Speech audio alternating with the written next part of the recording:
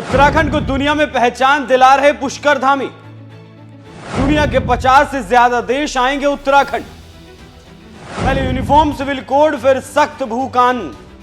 लगातार बढ़ रहे पलायन पर लगाम लगाने के लिए उत्तराखंड सरकार ने कृषि को बनाया हथियार।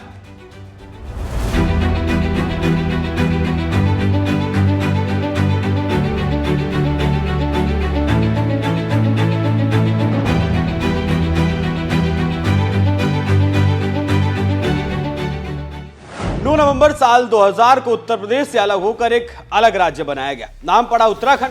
पहले विधानसभा चुनाव के बाद कांग्रेस ने सरकार बनाई, एनडी तिवारी को पहला मुख्यमंत्री बनाया गया। लेकिन देवों की भूमि में वो विकास नहीं हो पाया जिसकी परिकल्पना लोगों ने यहां की थी। हाल अब ये हुआ कि काम की तलाश में लोगों ने यहां से पलायन शुरू कर दिया। लगातार आबादी बढ़ती गई, खेती की जमीन घटती गई और महज 24 साल के अंतराल के बाद हालात ये हो गए कि खेती की जमीन 2.02 लाख हेक्टेयर तक घट गई।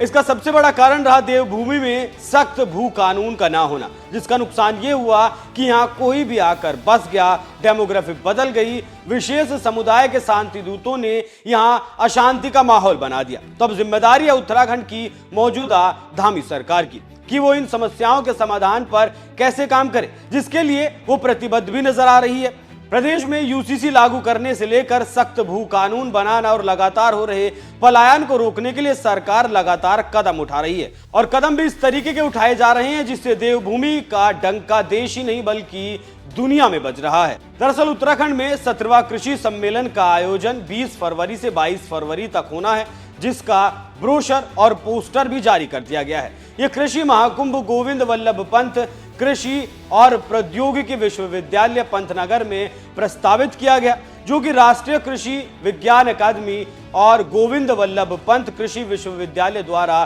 संयुक्त रूप से आयोजित किया जाना है। इस मौके पर गोविंद वल्लभ पंत कृषि और प्रौद्योगिकी विश्वविद्यालय पंतनगर के कुलपति प्रोफेसर MS चौहान ने बताया कि 17वें कृषि विज्ञान सम्मेलन में 50 से ज्यादा देशों के 4000 से ज्यादा प्रतिनिधि शामिल होंगे।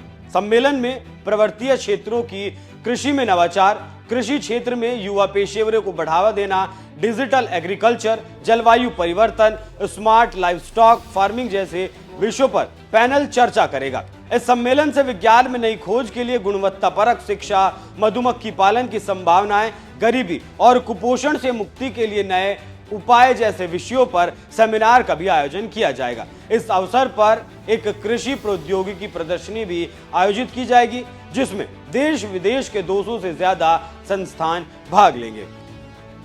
इस सम्मेलन में हर उस पहलू पर, हर उस नीति पर काम किया जाएगा जिससे उत्तराखंड में किसानों को उच्च कोटि की खेती की तकनीक दी जा सके।